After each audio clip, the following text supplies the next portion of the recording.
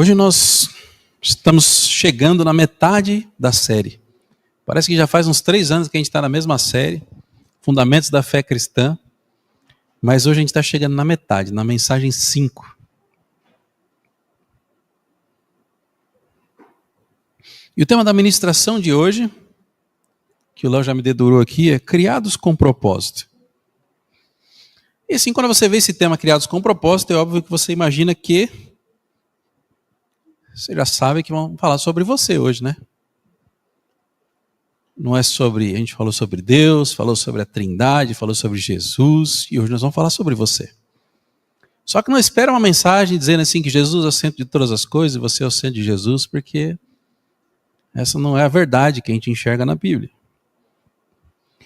Mas essa verdade que nós vamos falar hoje, ela tem o poder de transformar ou destruir a forma como você caminha, você constrói a sua vida, a sua caminhada cristã. Porque a forma como você se enxerga pode exponencializar quem você é, ou limitar quem você é. Talvez você já tenha se perguntado em algum momento na sua vida, por que será que eu existo? Será que a minha vida tem algum sentido? Ou será que simplesmente eu estou aqui por acaso? São perguntas comuns que as pessoas normalmente fazem, e talvez vocês já tenham feito perguntas assim, talvez não da forma como eu coloquei, mas buscando um sentido para a existência de vocês. Quando a gente está dentro da igreja, normalmente a gente pergunta assim, poxa, qual será que é o meu chamado? O que será que Deus tem para mim? Mas as pessoas que não estão dentro da igreja, normalmente não pensam dessa forma. Talvez elas acreditem que elas estão aqui por acaso. Mas o fato é que nos dias de hoje, talvez as pessoas não estejam mais se perguntando sobre o propósito da sua existência, sobre o propósito da vida delas. Parece que nós estamos num momento da sociedade, da humanidade, onde a gente é sobrecarregado de informações, sobrecarregado de coisas para fazer, e a gente não tem tempo, muitas vezes, para se questionar sobre coisas básicas. E talvez esse seja o intuito todo da série, da gente voltar para pontos básicos da fé cristã, que a gente simplesmente assumiu como verdade e não voltou mais para eles. Mas imagina que, talvez de todas as pessoas, a maioria delas está andando pelas suas vidas simplesmente sobrevivendo, acreditando que as coisas aconteceram por acaso, talvez que ela estivesse aqui por acaso, talvez que ela nasceu por acaso, talvez que ela não tenha algo maior do que ela está experimentando, então ela vai passar a vida dela inteira se matando de trabalhar para construir alguma riqueza ou alguma coisa material, e ela simplesmente está tão atarefada, tão corrida naquilo, que ela não para perguntar, será que existe algo mais? Será que existe um propósito na minha vida? Será que existe um propósito para eu ter nascido? E quando a gente olha para a Bíblia, a gente descobre que a verdade bíblica é que nós não somos um acidente. Eu não sou um acidente, vocês não são um acidente. Vocês não são uma obra do acaso que simplesmente nasceram porque tinham que nascer. Mas existe um plano por trás. A gente falou esses dias sobre Deus ser onisciente, sobre ser todo-poderoso, sobre algumas características de Deus. E uma das coisas que a gente falou é que Deus não erra. Tudo que Deus faz é perfeito porque não existe a possibilidade dele falar, poxa, fiz um negócio aqui e errei. Tudo que Deus faz é perfeito e funciona. Então, cada detalhe, quando a gente olha para a criação, cada detalhe na criação revela um plano e uma intenção de Deus para cada coisa que foi criada. Deus criou os animais, Deus criou a terra, Deus separou os mares, todas as coisas tinham um plano, uma intenção e um propósito. E a mesma coisa vale para o homem. E aí a gente tem que voltar para outra ministração que a gente fez, que fala que a Bíblia é a palavra de Deus, o manual do fabricante, para a gente entender qual é esse plano que Deus tem para as nossas vidas. A ministração de hoje tem o objetivo dela, tem como objetivo fazer com que vocês ou descubram que Deus tem um propósito maior para a vida de vocês do que vocês estão enxergando, ou que lembre do propósito que um dia vocês souberam que Deus tinha para vocês, mas que com o passar do tempo foi soterrado com esse monte de informação e monte de atividade que a gente tem nos nossos dias. Obviamente vocês vão imaginar que nós vamos ler o texto de Gênesis capítulo 1. A gente vai ler do 26 ao 28.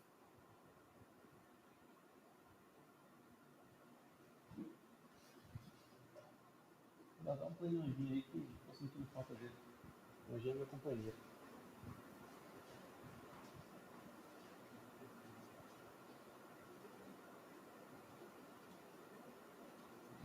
A gente tá com uma estação de microfone assim, ó.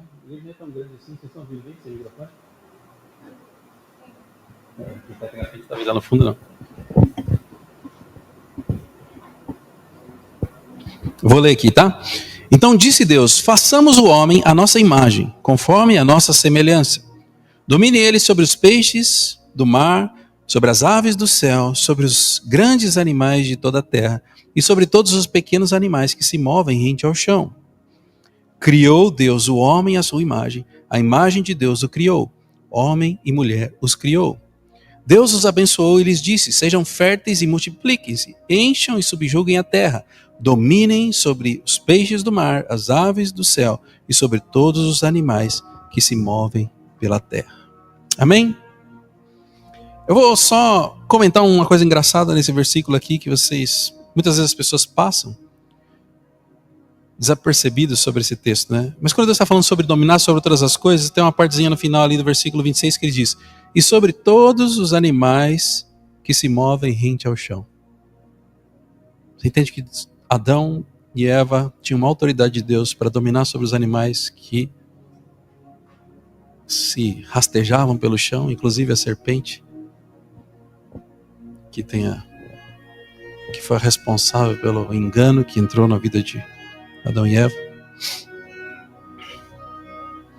Mas o que eu queria que vocês voltassem nesse texto, que vocês já ouviram muitas vezes, com certeza, é que ele não mostra que nós somos criados por Deus aleatoriamente, mas ele mostra que nós somos criados dentro de um plano de Deus. Existe uma sequência que Deus foi fazendo em Gênesis 1, onde ele foi gradativamente construindo. Sabe quando você tem um projeto? Sei lá, cada um vai ter um projeto diferente. Alguns vão ter projeto de tecnologia, que nem eu. Alguns vão ter um projeto de reformar uma casa. O Samuel vai ter um projeto de, sei lá, fazer um arranjo de uma música. E a gente normalmente começa do mais básico e a gente vai construindo em cima. E a gente vê que Deus foi fazendo um plano. E ele foi executando por camadas e fazendo de uma forma sequencial. E chega uma hora que ele cria o ser humano. E aí a gente pode pensar assim, por que ele não criou o ser humano antes de tudo? Porque precisava, para que o plano dele tivesse completo. Imagina que ele cria o homem e a terra, olha, você vai dominar sobre todas as coisas, sobre todas as criaturas, e não tinha criatura nenhuma. Então Deus tinha um plano, uma sequência. Foi tudo pensado e orquestrado dentro daquilo que Deus imaginava. Mas existe um motivo, existe uma razão, existe um propósito para que as coisas fossem dessa forma. E outra característica que tem nesse texto é que a Bíblia diz que nós fomos criados à imagem e semelhança de Deus. E aí, se vocês forem pesquisar no YouTube o que é ser a imagem e semelhança de Deus, vocês vão ficar doidos. Vocês vão achar 300 vídeos diferentes, com teorias diferentes, teologias diferentes. Mas o que eu acho que é importante saber sobre ser criado à imagem e semelhança de Deus é que existem características de Deus que foram imprimidas no nosso DNA. Existem coisas que Deus colocou em nós que refletem quem Ele é. Então, algumas linhas teológicas vão entender que é o caráter de Deus, é você ser correto, é você ser justo, é você não gostar do mal. Existem outras linhas teológicas que acreditam que é talvez as suas atitudes, a forma como você se comporta. E no fim das contas, eu acho que nós temos um pouquinho de cada uma delas. Mas eu queria que você olhasse para a vida de Adão, que tinha acabado de ser criado à imagem e semelhança de Deus, e Deus deu para ele uma autoridade sobre toda a criação. Acho que eu falei, ou semana passada ou retrasada, que eu imagino que os animais olhavam para Adão, e eles não sabiam dizer se era Adão, se era Deus, porque eles não podiam ver a Deus. A única coisa que eles viam era a representação de Deus. E como Adão não tinha pecado, ele era a representação perfeita de Deus. A Bíblia diz que Deus é espírito, então a gente não tem características físicas de Deus. As características materiais eram de Adão, mas todo o resto, a autoridade, o poder, era aquilo que Deus tinha colocado nele. Uma outra ministração que a gente falou que Jesus reconquistou a autoridade que Adão tinha perdido. E a gente vê que quando Adão cai e é enganado pela serpente, come do fruto, ele cai, aquela autoridade que ele tinha é separada para Satanás. Eu não vou aprofundar nisso aqui, depois vocês podem pesquisar, mas quando a gente lê o texto aqui, Deus dá um direcionamento de 5 coisas para eles. Crescer e multiplicar, e a gente vai ter uma lista de 5 ordenanças sobre a autoridade que Deus tinha colocado sobre ele. E aí ele cai. E ele perde essa autoridade.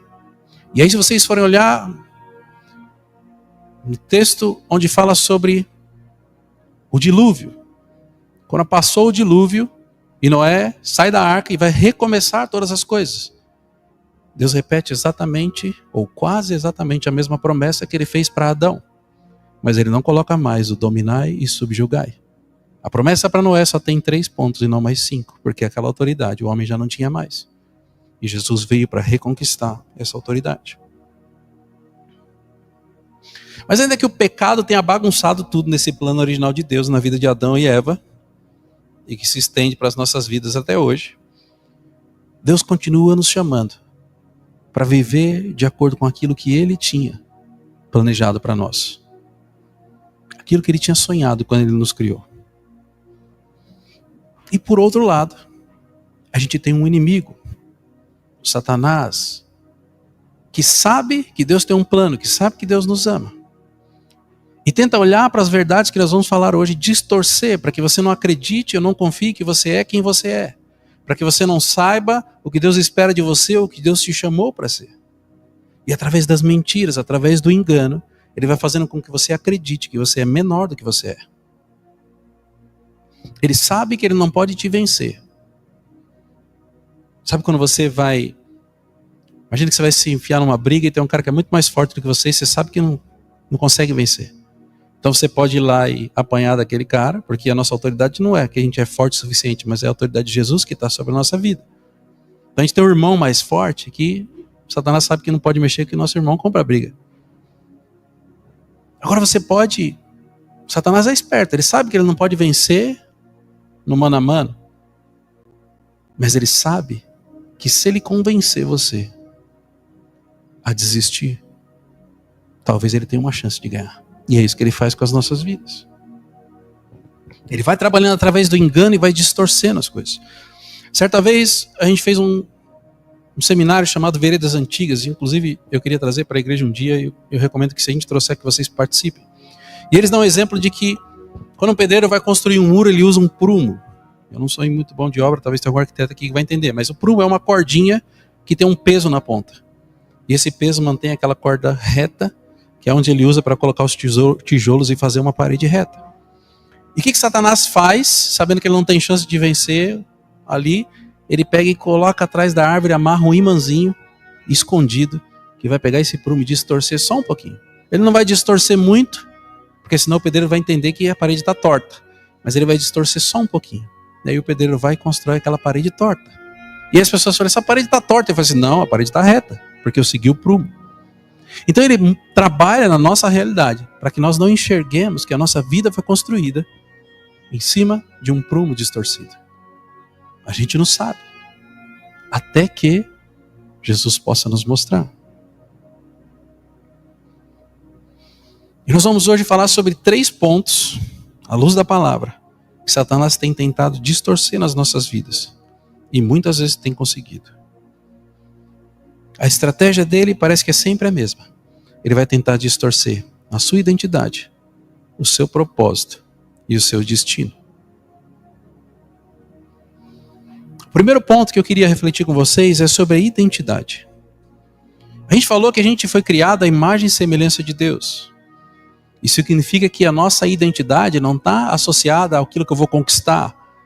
A minha aparência, se eu sou bonito ou feio, se as pessoas gostam de mim, ou se eu tenho muitos seguidores, ou se eu sou muito inteligente. Se nós somos criados à imagem e semelhança de Deus, a nossa identidade não está naquilo que eu posso fazer, mas naquilo que Deus planejou para mim. Aquele versículo que a gente leu que fala que Deus criou sua imagem e semelhança, revela que o ser humano carrega mais valor em si mesmo do que a gente consegue perceber. Talvez se eu perguntasse para você assim, quem você é? Você já parou para pensar nisso? Todas as pessoas falam assim, olha, quem você é? A primeira coisa que vem na nossa cabeça, a gente pensa em falar o que a gente faz da vida. Eu falo assim, eu sou bombeiro, eu sou músico, Quando a gente fala quem você é, a gente fala a profissão que a gente faz. A gente está tão desconectado daquilo que nós somos de verdade, que a gente usa uma forma simples para explicar aquilo, porque nós não sabemos explicar.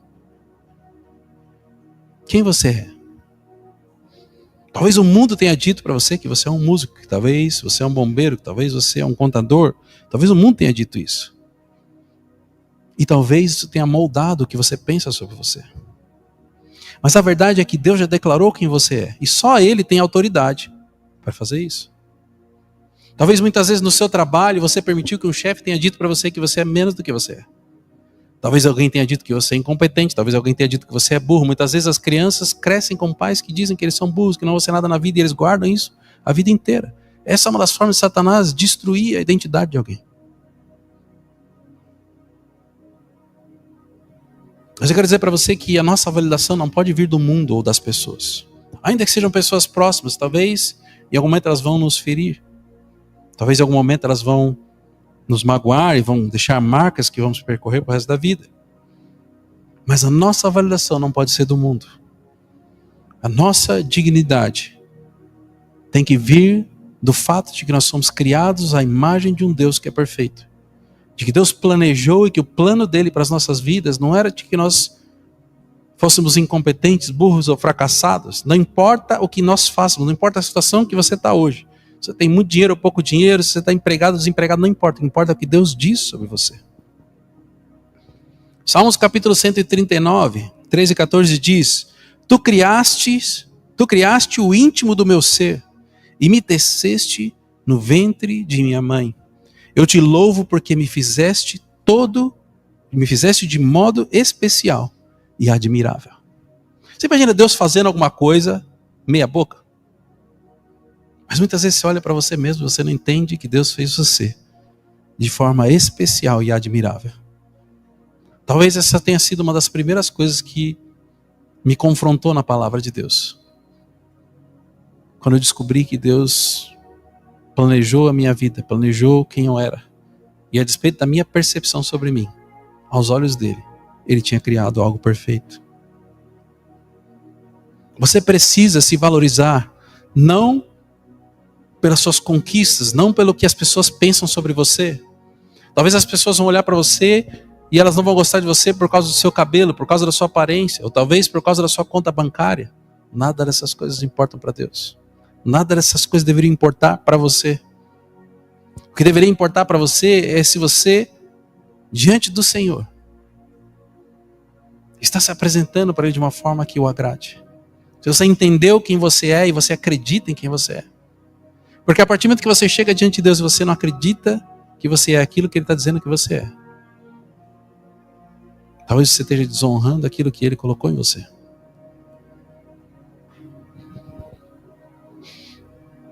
E uma das coisas que faz com que a gente se sinta inferiorizado, porque a gente não consiga enxergar quem nós somos, é porque o pecado manchou a nossa percepção sobre a imagem de Deus que existe na nossa vida. O pecado manchou a nossa percepção sobre quem somos. Talvez você olhe para a sua vida e fale assim: poxa, eu sou um pecador. E de fato todos nós somos, nós pecamos, nós erramos. Mas a palavra de Deus diz que o sangue de Jesus nos purifica de todo pecado. Então quando Deus olha para nossas vidas, Ele não olha com o olhar limitado que nós olhamos e fala assim: poxa, eu acabei de pecar, Senhor, eu não sirvo para nada. Ele olha para as nossas vidas e Ele enxerga não o pecado, mas o sangue de Jesus que nos cobre e nos purifica. E o sangue de Jesus foi aquilo que nos restaurou. Quando a gente fala que a gente foi redimido, Ele nos restaurou para a posição que nós tínhamos antes. Infelizmente nós temos que conviver com o pecado, vivemos num mundo caído. Mas a obra que Jesus fez foi para nos restaurar para a posição que nós tínhamos antes. Em João capítulo 1, versículo 12 diz: Contudo, aos que o receberam, aos que creram em seu nome, deu-lhes o direito de se tornarem filhos de Deus. A partir do momento que nós cremos e recebemos Ele como nosso Senhor, como nosso Salvador, nós não somos mais criaturas dominadas, mas nós somos agora filhos, que recebem não só o direito de serem filhos, mas a autoridade que Jesus conquistou. Então a nossa identidade, ela precisa ser pautada naquilo que Deus diz sobre nós. Não sobre o que o mundo diz, não sobre o que nós pensamos sobre nós mesmos, porque tentamos e fracassamos, levantamos e caímos. Satanás quer que você não entenda que você foi criado por Deus e que você é uma obra perfeita que Ele criou. Talvez você não consiga enxergar, mas Ele consegue enxergar. Só que se você continuar acreditando que você é menos do que você é, você nunca vai experimentar tudo aquilo que Ele tem para você. Essa é a base da sua vida como Cristo, da sua vida cristã. Você entender quem você é diante de Cristo. Buscar nele a validação daquilo que você é e não nas pessoas. Não numa pessoa que você ama, não numa pessoa que você confia, mas buscar nele. Essa é a primeira coisa que Satanás tenta destruir nas nossas vidas. E a segunda dela é que se você foi criado por Deus no meio a um plano, Ele tem um propósito para a sua vida. E eu sei que vocês já ouviram falar aqui de monte. Que Deus colocou dons em vocês, que vocês têm um plano único e lindo, coisas que só vocês podem fazer. Mas quando você acredita nisso de verdade? Pensa na sua rotina no dia a dia.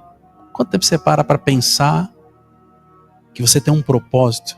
Que você nasceu por um propósito, que Deus te criou por um propósito? Quanto tempo você gasta pensando nisso? Provavelmente muito pouco. Se alguém te perguntar, você vai repetir racionalmente que Deus tem um propósito para a sua vida. Que você sabe disso. Mas quando você vive, isso faz parte da sua essência, do seu dia a dia, da sua caminhada.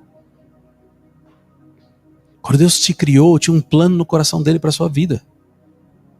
Um plano que era diferente do meu, um plano que era talvez parecido com o meu, talvez por vocês estarem aqui, talvez a gente tenha coisas em comum. Mas existia um plano no coração de Deus. Ele pensou especificamente em você. Isso a gente chama de propósito. Ou seja, eu não nasci por nascer. Eu nasci porque Deus me escolheu e me colocou diante de um propósito.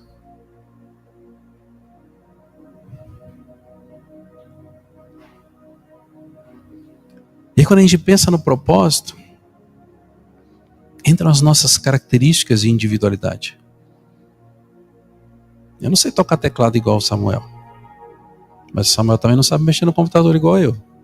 E a gente já teve experiência junto que foi divertido.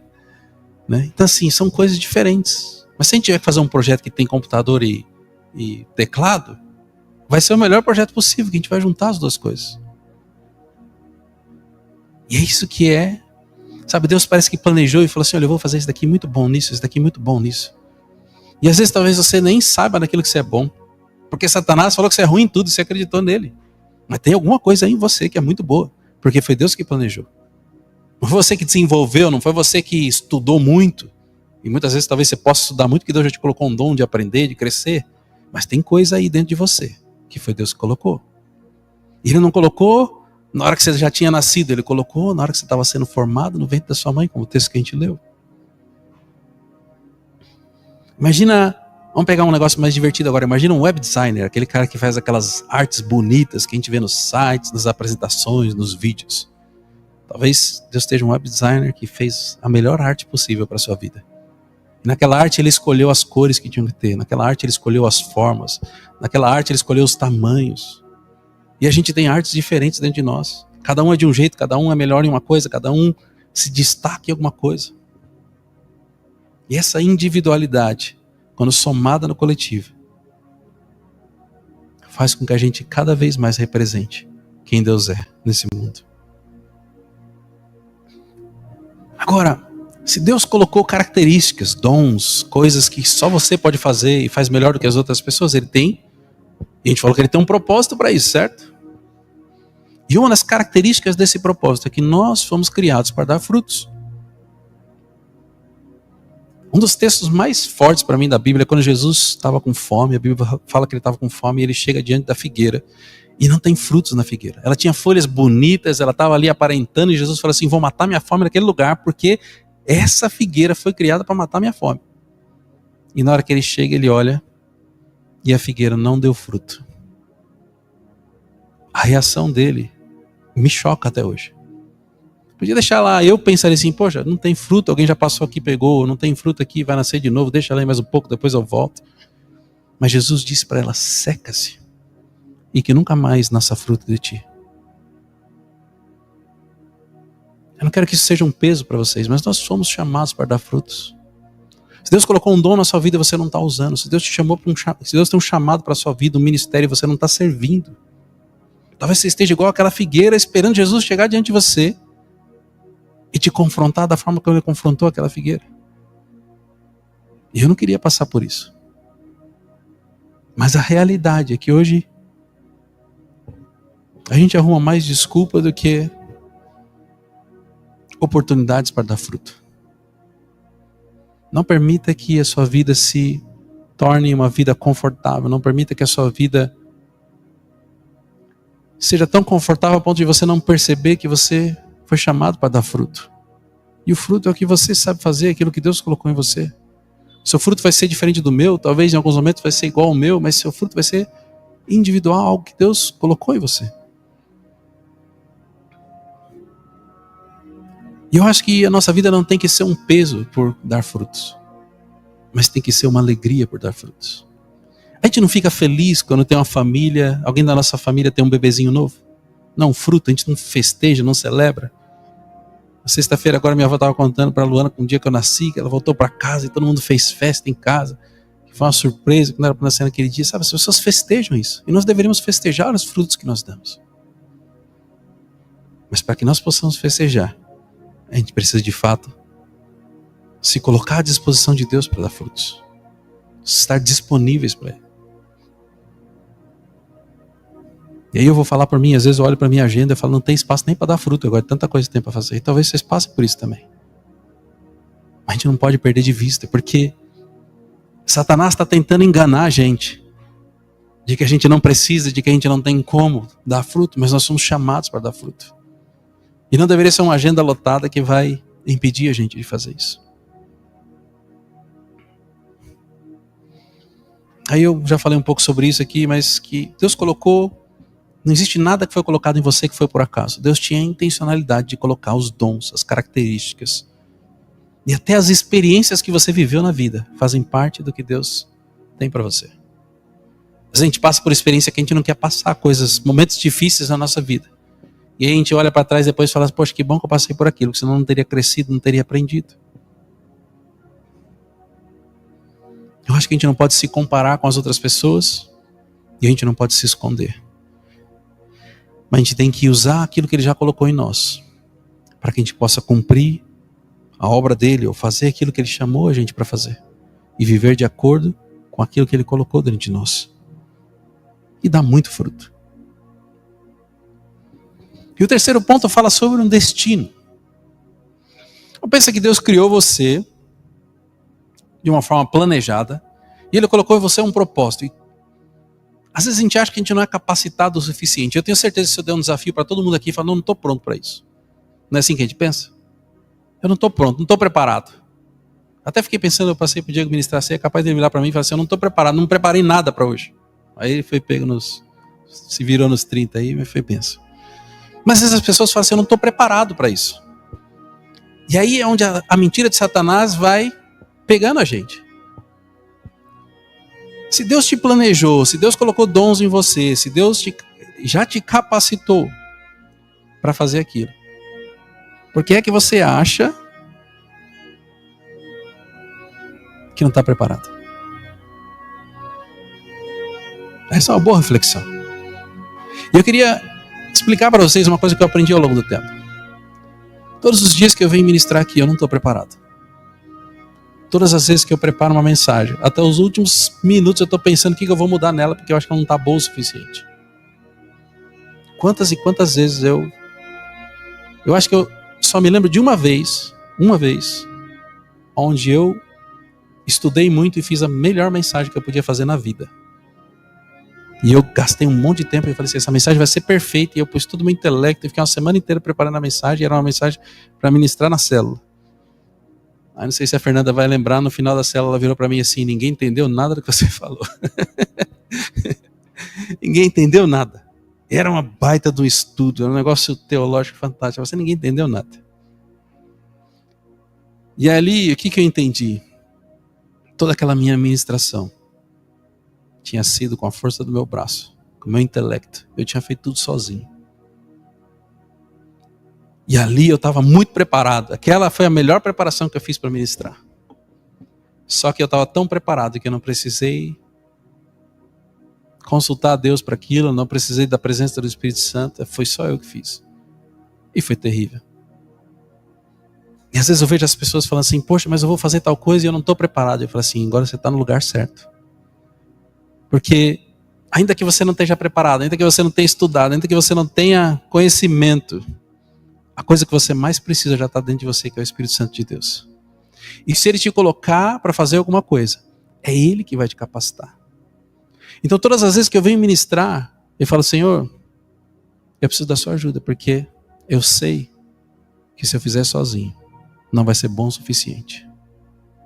E eu falo para as pessoas que, se você olhar, eu já fiz muitas ministrações ao longo da minha vida, no meu ministério. Se você olhar no YouTube, deve ter mais de 200 ministrações só aqui na igreja. E toda a ministração, eu preciso orar para o Senhor e falar, Senhor, o Senhor precisa me ajudar, mais uma vez. Porque sozinho eu não consigo.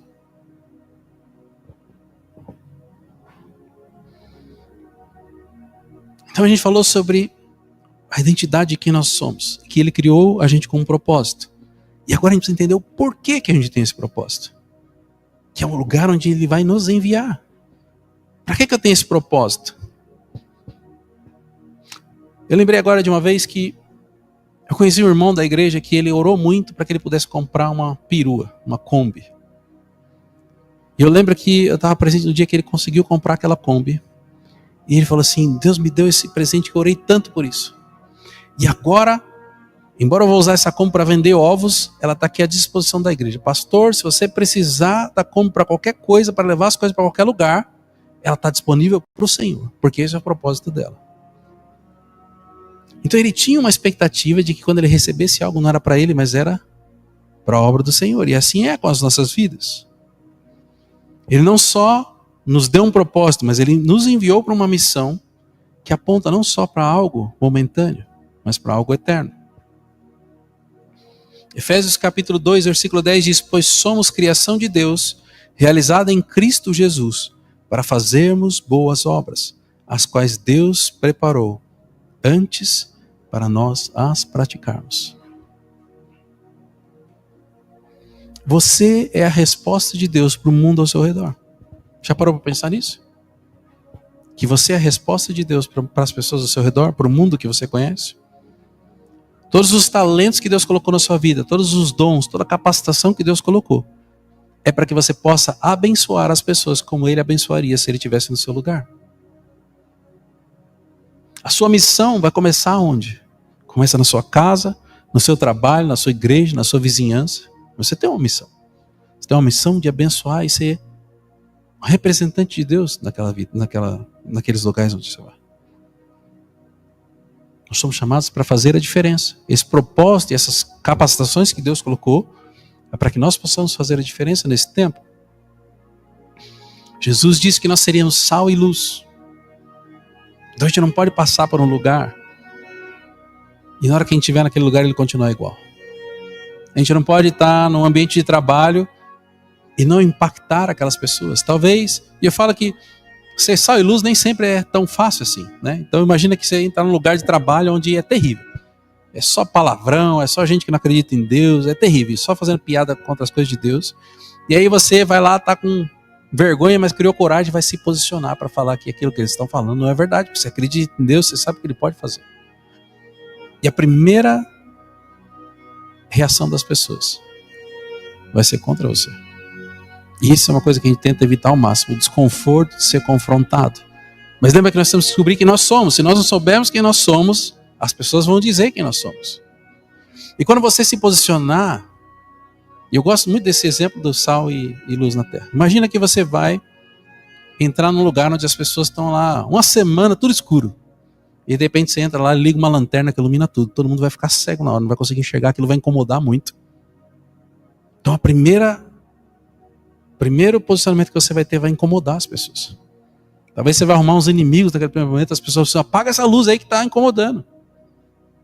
Talvez você vai colocar tanto sal naquele lugar que você agora não dá nem para comer a comida mais, tão salgado que está. Só que eu acho que é isso que Deus precisa que aconteça, para que aquelas pessoas comecem a notar que existe algo diferente em você. Todo mundo faz sempre a mesma coisa e apareceu alguém lá que fez algo diferente. Por que aquela pessoa fez algo diferente? Não gosto dela. E aí a pessoa continua a ver que você continua sendo diferente. Por que aquela pessoa continua sendo diferente? Ainda não gosto dela. Mas vai chegar uma hora em que não é o que você vai fazer, mas o Espírito Santo que convence do pecado, que vai alcançar aquela pessoa simplesmente porque você se posicionou e testemunhou daquilo que você acredita.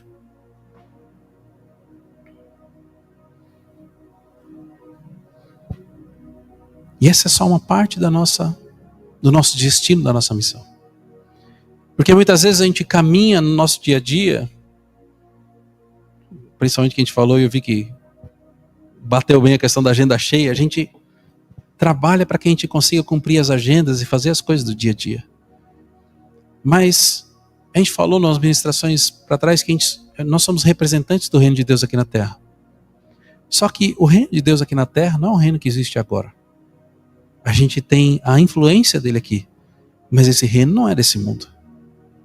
E tudo aquilo que a gente faz com essa missão é para que a gente possa preparar não só o nosso destino, mas para que a gente possa levar outras pessoas para caminhar conosco na eternidade.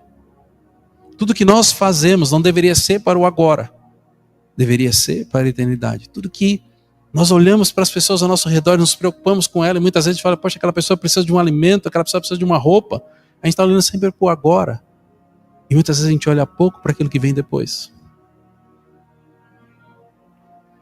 2 Coríntios capítulo 5, versículo 20 diz, portanto somos embaixadores de Cristo, como se Deus estivesse fazendo o seu apelo por nosso intermédio. Deus está fazendo um apelo às pessoas através da nossa vida. Nós somos intermediadores, embaixadores, representantes dele. E como representantes, a gente precisa que as pessoas entendam que não só as nossas vidas, mas as vidas delas não se limitam ao final desse tempo. Talvez aos 80, 90, 100, 120 anos, não sei como é que está a medicina, daqui a pouco a gente vai viver mais. Mas isso é muito pequeno perto daquilo que é a eternidade. Às vezes eu gosto de fazer essa conta, não sei se você já parou para pensar. A gente pega lá, vamos supor que uma pessoa vive em média 80, 90 anos, vamos colocar 90 anos. Se a gente coloca esses 90 anos no meio da eternidade, quanto que seria isso, baseado no nosso tempo de hoje? Talvez a menor fração de tempo que a gente possa pensar é 1 segundo.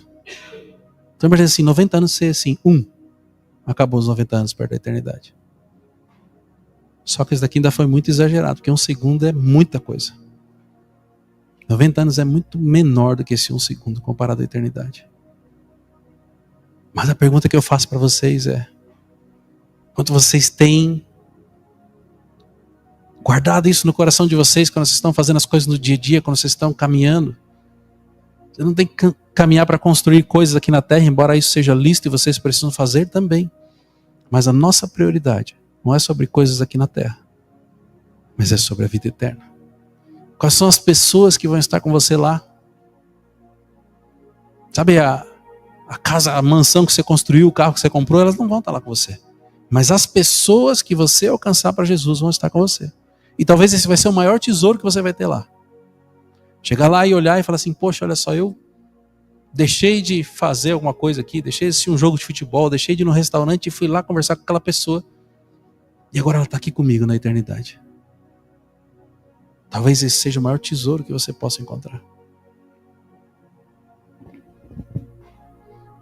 Esse reino não é daqui. E o final de todo cristão não é nesse tempo, mas é a eternidade com Cristo.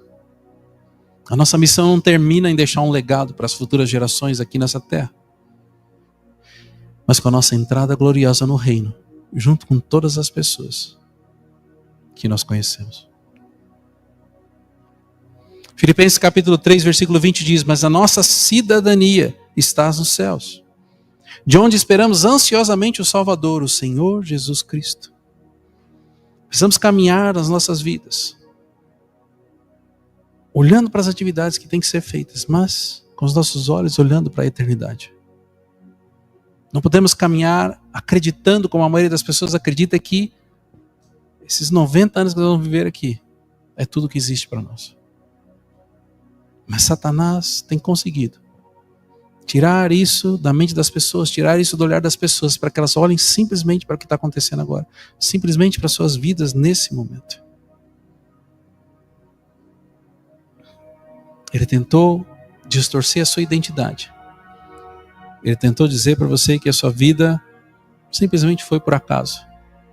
Você só precisa sobreviver ao invés de experimentar tudo que Deus tem para você. E ele fez com que você deixasse de olhar para aquilo que é eterno e começasse a focar naquilo que é terreno e material e limitado. Queria que você ficasse de pé, a gente já vai concluir. Tudo que Deus criou tinha intenção. E isso inclui a minha vida e a sua vida. Você não nasceu por acaso, você não é fruto do acaso. E a sua existência carrega a marca do Criador. Ainda que Satanás tenha tentado te enganar e trapacear, hoje você teve a oportunidade de relembrar aquilo que Deus disse através da sua palavra. Sobre quem você é, sobre qual é o seu propósito e qual é o seu destino. Você foi feito à imagem e semelhança de Deus. E tem um propósito, porque Ele te criou para frutificar. E existe uma missão sobre a sua vida, que embora ela aconteça agora, muito em breve, ela vai se refletir na eternidade. Talvez você tenha se esquecido disso em algum momento da sua caminhada, talvez você nunca tenha ouvido falar sobre isso. Mas eu não quero que você viva mais como alguém que não sabe quem é, ou que vive aquém daquilo que poderia. Deus te ama tanto, a gente celebrou a ceia, Jesus te amava tanto por morrer por você. Mas não era para você viver uma vida limitada, com medo, acreditando que você é menos do que você é.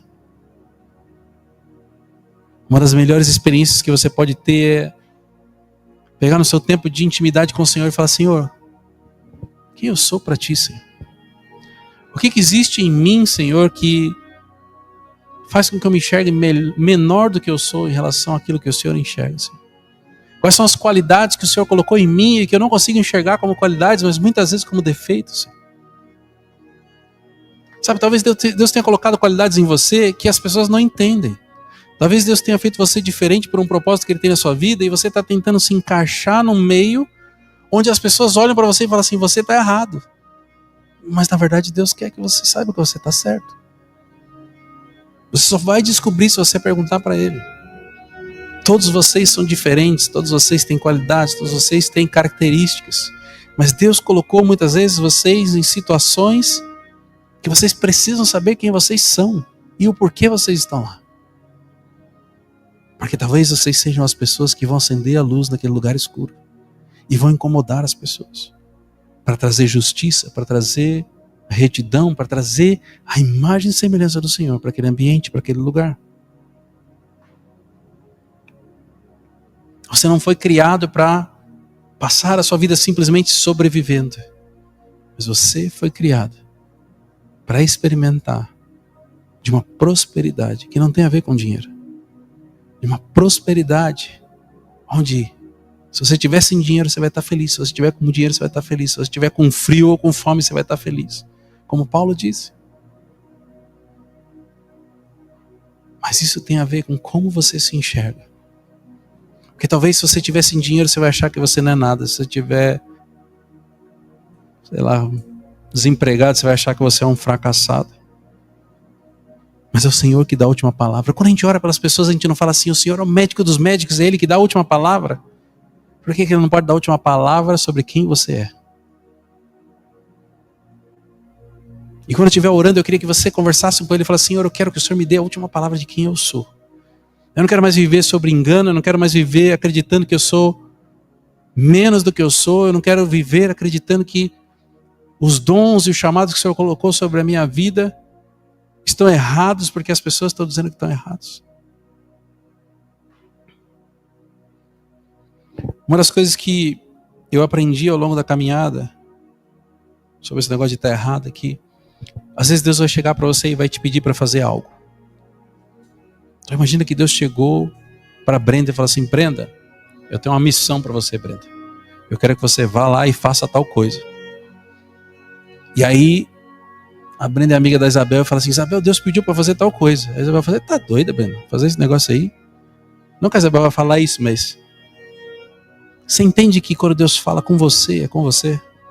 E você pode compartilhar com quem for, a pessoa não ouviu Deus falando com você. Existem coisas que Deus vai te dar um direcionamento que é seu, que é para você, e as pessoas não vão compreender. Então às vezes Deus te coloca num lugar e você tem uma missão, um propósito, um chamado naquele lugar. E ninguém vai entender se você falar. Ninguém vai entender porque aquilo é seu, Deus falou com você. Talvez se tiver alguém com a sensibilidade do Espírito, fale assim: opa, deixa eu orar por isso para ver se Deus confirma, mas eu não estou sentindo isso. E muitas vezes Deus nem vai confirmar, porque é para você e não para as pessoas. Só que nós temos a necessidade de validação, porque é difícil, porque a gente não sabe se a gente está fazendo a coisa certa, se a gente está ouvindo o Senhor. Então a gente tende a procurar as pessoas que não ouviram o Senhor falar, para que Ele confirme aquilo que precisa ser feito.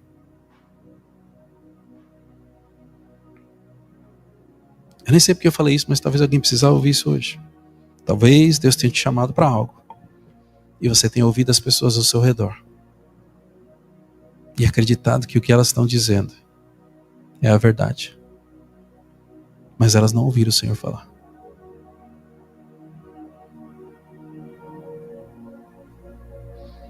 Você foi criado para refletir a glória do Pai, para frutificar e impactar todo e qualquer lugar que você estiver.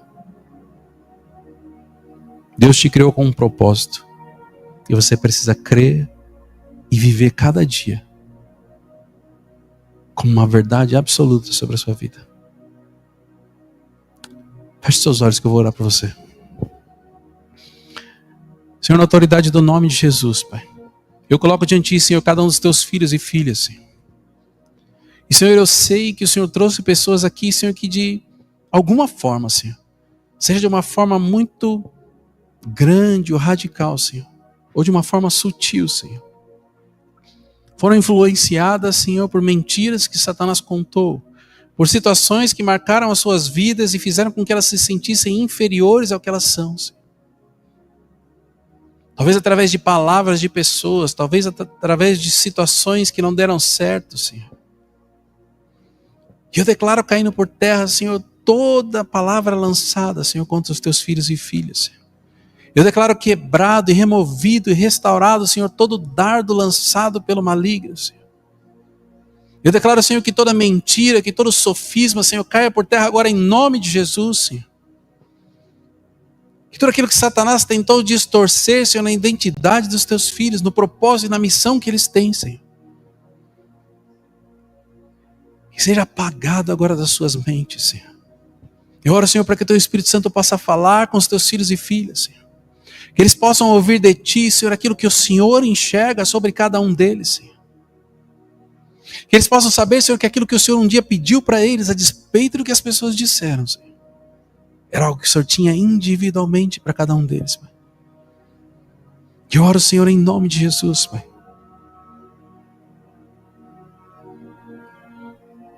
Para que eles possam se conhecer cada vez mais. Não por aquilo que eles fazem, conhecem, ou pela sua capacidade, Senhor, mas pela intimidade que eles têm contigo, Senhor. Que o Senhor possa, Senhor, olhar para as áreas que precisam de restauração. As áreas, Senhor, que muitas vezes são como aquelas paredes que o pedreiro construiu diante de um prumo torto, distorcido, Senhor. E que possa ser revelado a eles, Senhor, tudo aquilo que precisa de conserto. Porque, Senhor, no final das contas só precisamos de Ti, Senhor, para consertar. A parede não precisa ser quebrada, a parede não precisa ser refeita, só precisamos de uma palavra que vem de Ti, Senhor. Mas nós precisamos conhecer aquilo que precisa ser corrigido, precisamos, Senhor, nos arrepender daquilo que fugiu da Tua vontade, Senhor, para que o Senhor possa restaurar, Senhor. E eu oro, Senhor, para que haja restauração na vida dos Teus filhos e filhas, Senhor, de tudo aquilo que foi engano e mentira que foi plantado em seus corações. Eu oro, Senhor, para que haja cura e restauração das feridas que foram geradas, Senhor. Que o Espírito Santo possa passar, Senhor, nas emoções, Senhor, que foram formadas desde o ventre materno, Senhor. Passando, curando e restaurando, Senhor, cada uma dessas feridas, Senhor. Que eles possam, Senhor, ter a certeza de que não foi um pai ou uma mãe que lançou aquelas palavras, mas que foi um momento onde Satanás os usou como instrumento pela falta de sabedoria e discernimento, ou muitas vezes porque eles sofreram das mesmas coisas. Mas eu oro, Senhor, para que o Senhor venha trazer à tona, Senhor, momentos e situações que precisam de cura agora, Senhor, para que o Senhor possa se mostrar que eles não estavam sozinhos, mas que o Senhor estava com cada um deles. Eu oro, Senhor, para que haja restauração, Senhor, de toda ferida, Senhor, de toda mágoa, Senhor. Que assim como o Senhor nos perdoou, Senhor, que nós possamos perdoar, Senhor. Que assim como o Senhor nos redimiu, que nós possamos redimir, Senhor. Ah, Senhor, eu te agradeço, Senhor, pelo teu cuidado, Senhor, com as nossas vidas, Senhor, por ter nos criado com um propósito, por ter, Senhor, colocado em nós as suas características, Senhor. Nós não merecíamos, mas agora fazemos parte do teu corpo, Senhor. E nós nos colocamos diante de ti, Senhor, para que a tua vontade seja feita nas nossas vidas, papai. Em nome de Jesus, Senhor. Senhor, eu oro, Senhor, para que o Senhor leve os teus filhos e filhas para suas casas. Que eles possam ir em segurança, ainda sentindo a tua presença, sendo ministrados por ti, Senhor. E que eles tenham uma semana sobrenatural na tua presença, Senhor. Que aquilo que foi ministrado hoje, Senhor, seja o início de uma restauração que vai percorrer por toda a sua vida, Senhor. Em nome de Jesus, Senhor. Que Deus abençoe, vocês tenham uma excelente semana. E antes de vocês saírem, nós vamos ter um tempinho de confraternização e comunhão aqui. A gente está fazendo isso todo culto de ceia.